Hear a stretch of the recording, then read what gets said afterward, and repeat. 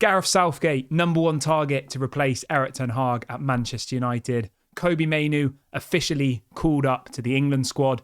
Dan Ashworth reportedly set to start as official director of football in time for the summer. And Christian Eriksen speaks out about lack of game time at Manchester United. These are some of the stories we will be discussing on today's show. But before we jump into that, please smash a like on this evening's video, subscribe to the channel if you're new, and let's get straight on into it. Let's start the show off with some positivity, like we always like to do on this channel, and that is going to be the massive story that came out about an hour ago. Kobbie Mainoo has officially been called up to the England senior team. Honestly, I could not be happier for the kid. 18 years of age. To this point, he's been playing for the under-18s. I think it was on Wednesday this week, they announced that he would be now going into the under-21s. Lots of people said, how is Jordan Henderson been picked? Why hasn't Kobbie Mainoo been picked? There was quite a lot of outrage, wasn't there? Kobbie Mainoo goes and puts in an 8 out of 10 performance against Liverpool. Absolutely unbelievable. Some incredible moments in that game for him. And it's just been confirmed in the last hour that Kobbie Mainoo will now be part of the England first team ahead of these friendlies over the next couple of weeks. I'm so happy for him. Obviously, I'm English and I support England. And I think going into the Euros, a midfield of Kobbie Mainoo, Jude Bellingham, and Declan Rice, I honestly think that would be incredible. So Kobbie Mainoo has said the following things. This is a direct quote. He says, I got a text from Steve Holland telling me to come and meet him at reception. He just told me that I've been called up and I'm going to be training with the squad for this week. I don't think it's really sunk in yet, but I'm excited. And there's pictures all over social media of him with Saka, him with Maguire, and all the rest of it. Honestly, I'm so happy for him. So happy for him. I think it's deserved. I don't think it's too early for him. I think he's been a shining light in what's been a pretty pathetic season for us. He's been arguably our best player alongside maybe Garnacho. And I think it's completely deserved. So big ups to Kobbie Mainoo. And keeping on the positivity, apparently Man United are now very, very close to extending his contract. So it looks like he will have a new contract until 2029, reportedly earning somewhere around £60,000 per week. He's on about 10,000 a week at the moment. So it's a big jump, but it's not crazy money. Tying him down to a 5-year deal, I think he deserves it. He started, I think, 25 games for Manchester United this season across all competitions. And for me now, he has to start every single game. I know he's young. I know people will say we don't want to, give him burnout at a young age. But if you're good enough, it doesn't matter how old you are. And for me, Kobbie Mainoo is good enough. So big ups to Kobbie Mainoo. Really, really happy for you. And I can't wait to see you play for England. And hopefully he gets his chance at the Euros. Moving on to the next story, keeping on some positivity.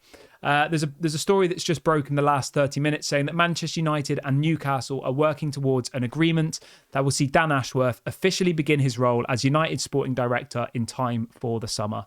This is exactly what we need. So happy about that. Obviously, at the moment, Dan Ashworth is on gardening leave, which means he can't work for another club, I think, for 18 months.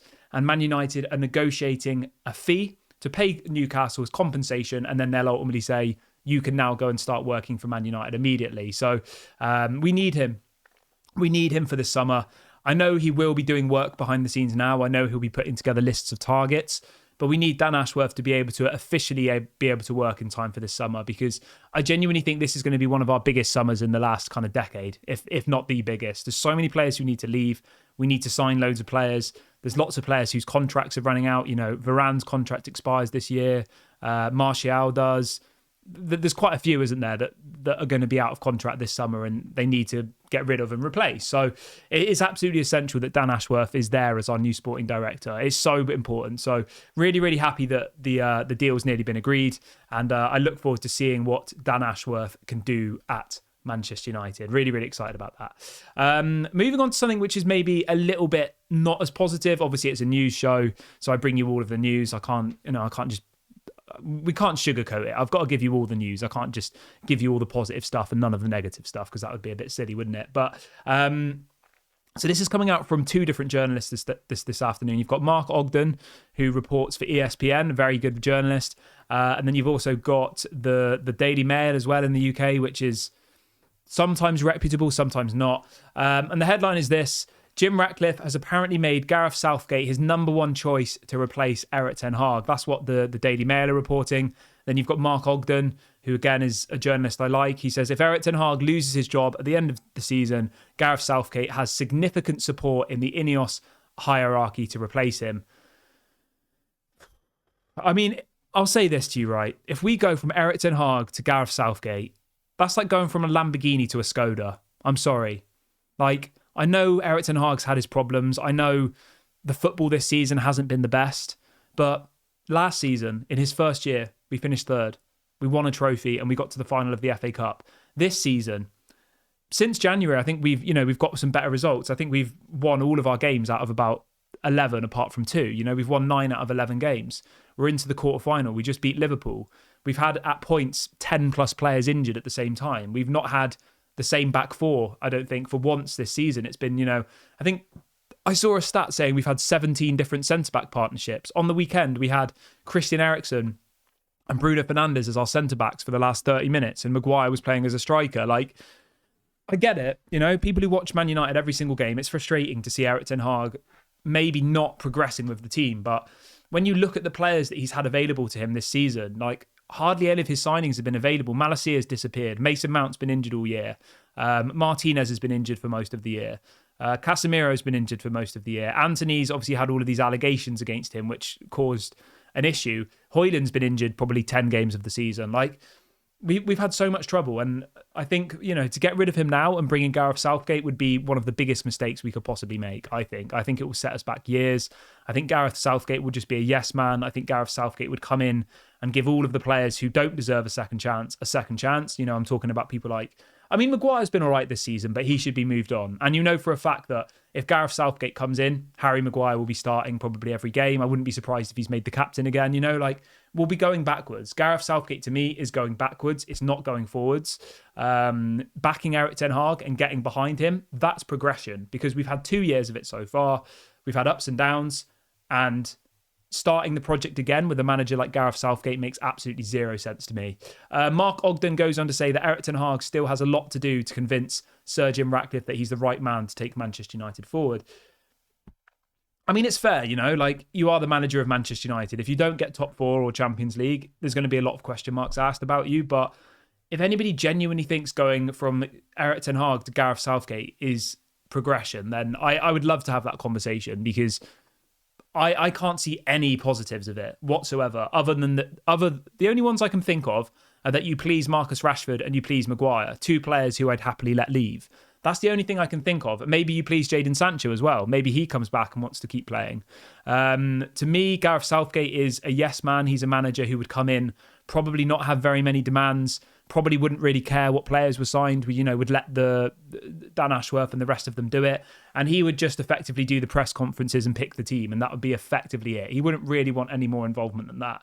Maybe that's what some people want. Maybe some people don't want Erik ten Hag to have the level of responsibility he does. But for me personally, I just don't want Gareth Southgate anywhere near Man United. But as always, I want you guys to get in the comment section. Let me know your thoughts on this story about Gareth Southgate. It's one that's been, rumbling on and on and on over the years, or at least over the last kind of 12 months. For me, it's 100% a no. But let me know what you guys think in the comment section below. Would you like to see Gareth Southgate at Manchester United? If not, who would you like to see? I'm just going to get the odds up for you. This is mad. So if you go on the bookies websites today, right, Gareth Southgate is now the number 1 favourite on the bookies websites to become the next Manchester United manager. Second favourite is Graham Potter. Then it's Ruben Amorim, who I believe is the Sporting Lisbon manager. Then it's Thomas Tuchel. So at the moment, in this order, this is comparing about 20 different bookies websites. Bet365, Sky Bet, Coral, all of the ones in the UK. Gareth Southgate is the favourite, the top, the most likely one. Graham Potter second, Ruben Amorim third, and Thomas Tuchel fourth. I don't want any of those managers. I would rather keep Erik ten Hag, without a shadow of a doubt. But yeah, that does not excite me whatsoever. But let me know what you guys think in the comment section. Gareth Southgate to Manchester United, yes or no? What's your thoughts? If you don't want Erik ten Hag here anymore, that's completely fine. That's up to you. Let me know who you would prefer to see instead. Moving on to the next story. We have a bit of a news for you on Christian Eriksen. He's been talking whilst on international duty, and he has come out with the following. He says, I have had a conversation with Erik ten Hag about being unhappy with the situation and wanting to play as much as possible. Apparently, Christian Eriksen has been told that, Kobe Mainoo's doing well, and effectively Kobe Mainoo's going to keep his place. I mean, Christian Eriksen was a world-class player in his time, okay? When I say in his time, I mean about 7 or 8 years ago. For me personally, I would move Christian Eriksen on in the summer. He's on big wages. He's got 1 year left of his contract. If you could sell him to Ajax for a small fee, I would do that. Remember, we bought him for nothing. It was a free transfer.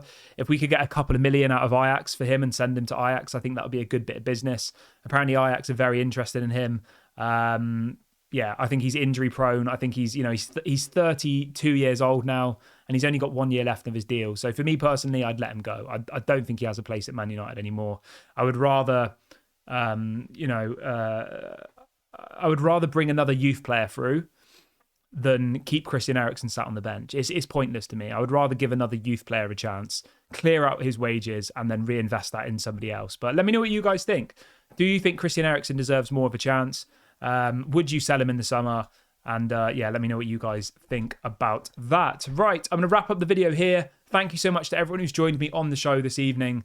I will be back tomorrow morning as always. If you have enjoyed today's video, please don't forget to smash a like on your way out. Subscribe to the channel if you're new. This has been Daily Red Devil. Have a great evening, everybody, and I'll speak to you all very soon.